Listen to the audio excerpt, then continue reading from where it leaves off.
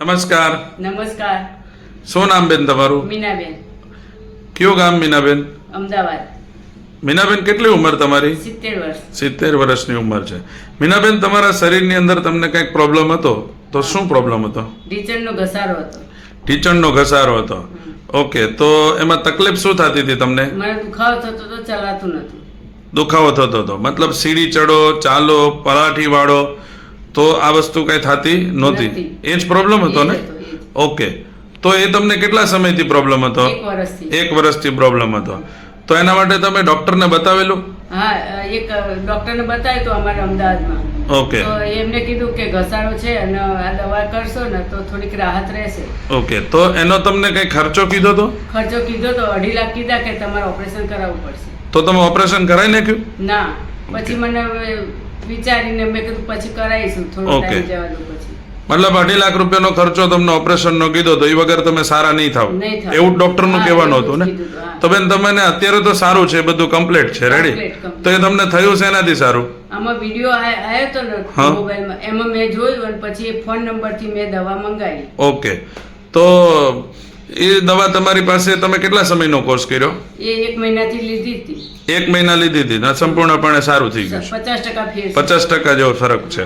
1 મહિનાની અંદર 50% જેવો ફરક છે. જે તમે કહેતા હતા કે 1 વર્ષથી તમે હેરાન થતા હતા, એ માત્ર 50% તમને 1 જ મહિનાની અંદર ફરક થઈ ગયો છે. ફરક થઈ ગયો. મતલબ જે તમને તકલીફ થતી હતી, પલાઠી વાળો, સીડી ચડો કે કાંઈ પણ પ્રોબ્લેમ થતા હતા, એમાં અત્યારે કોઈ પ્રોબ્લેમ નથી. 50% નથી ટૂંકમાં. નથી. બરાબર ને? હા, બરાબર. તો જ્યાં સુધી તમે દવા લેતા હતા એ સમય દરમિયાન કોઈ તમને આડઅસર થઈ હતી? ના, બિલકુલ નહીં. શરીરમાં કોઈ આડઅસર નથી. દવા લીધી તે સમય 1 મહિનામાં તમે ના. જે દવા લીધી એમાં કોઈ આડઅસર નથી થઈ?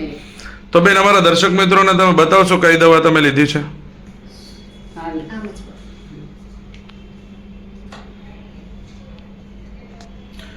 એસ્ટોનિયા 1 કંપનીની કેલ મેક ડી છે. ઓકે,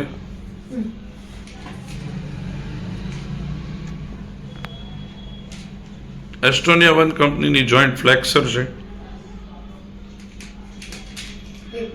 હા, એ જ રીતે. ના, એસ્ટોનિયા 1 કંપનીની ઓર્થો 1. ઓકે, આ 3 ટેબ્લેટનો કોર્સ માત્ર તમે 1 મહિના કર્યો છે અને 50% જેવું તમને રિઝલ્ટ મળ્યું છે. રિઝલ્ટ મળી ગયું. ઓકે, તો બેન આ દવાની બારામાં તમે લોકોને શું સંદેશો દેવા માંગો છો?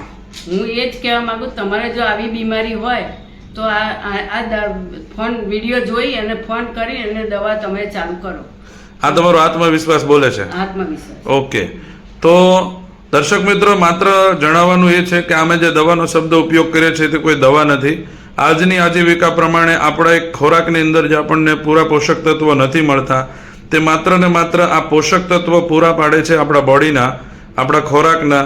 અને આવા સરસ એવા રિઝલ્ટ આ ઉંમરની અંદર તમે જોઈ શકો છો. 1 મહિનાની અંદર આવા સરસ રિઝલ્ટ આવે છે.